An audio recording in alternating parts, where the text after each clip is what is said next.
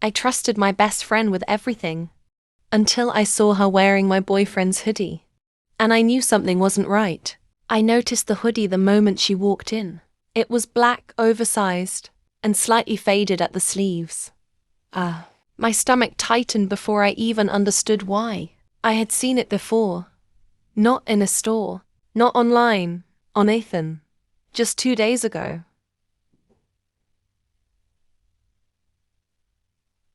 I told myself I was overthinking. Clothes look similar all the time. People borrow things. Friends share. It didn't have to mean anything. But Lily never wore things like that. She loved fitted outfits. Clean, styled looks. That hoodie didn't belong to her.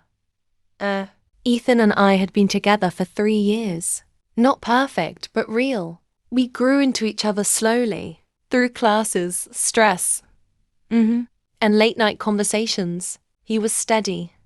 Familiar. The kind of person you stop questioning. The kind you believe will always be there. No matter what. Lily had been my best friend even longer.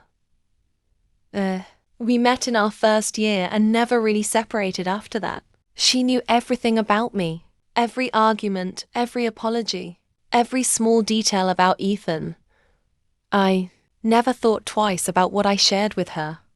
That day, she acted normal, maybe too normal. Smiling, talking, moving around like nothing had changed. Like everything was exactly the same. "Do you like it?" she asked, casually touching the sleeve of the hoodie. I nodded, even though something inside me had already shifted. When she leaned closer, I caught it. That scent. Subtle, but familiar. My chest tightened instantly as recognition hit me. It was Ethan's cologne, the one I bought him last month, the one he wore almost every day. I forced myself to stay calm. I laughed at something she said, even though I didn't hear it properly. My mind was somewhere else. "You okay?" she asked. "Yeah," I said quickly. "Just tired." That was the first lie I told. I tried to sound casual when I asked. I didn't want to make it obvious. I didn't want to sound paranoid. "Where did you get it?" I said. She paused for a second, then smiled. "Oh, my cousin left it at my place." That was the moment something inside me shifted. Because Tolu doesn't hesitate when she tells the truth. Later that night, I texted Daniel. "What are you doing?" He replied almost immediately. "At home, just resting." It should have felt normal. But it didn't. Something about that reply felt empty. Like he said it too fast. Like he already had the answer ready. My mind went back to the last time I saw him wearing that hoodie. We were sitting outside his place, laughing about something stupid. I remember pulling the sleeve and saying, "This one is my favorite." He smiled and said, "Then it's yours. Double quotes. So how did it end up with Lily?" That question stayed in my mind, repeating over and over again. I tried to find a simple explanation, something harmless, but nothing made sense. And the more I thought about it, the worse it felt. I called him without planning to. My fingers moved before I could stop myself. He picked up almost immediately. "Hey," he said softly. That tone again. Careful. Controlled. It didn't sound like him. "Are you home?" I asked. I tried to keep my voice steady, but I could hear the tension in it.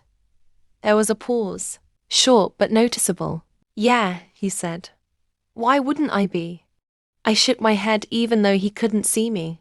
"No reason. Just asking," I said quickly, trying to sound normal again. "You're acting weird," he replied. Maybe I was. But something wasn't right. After the call ended, I sat still for a long time. My room felt quiet in a way that made everything louder in my head. The hoodie, the smell, the hesitation. None of it felt like a coincidence anymore. I didn't want to believe it. I didn't want to be that person who assumes the worst without proof. But ignoring it didn't make it disappear. If anything, it made it stronger. So I made a choice.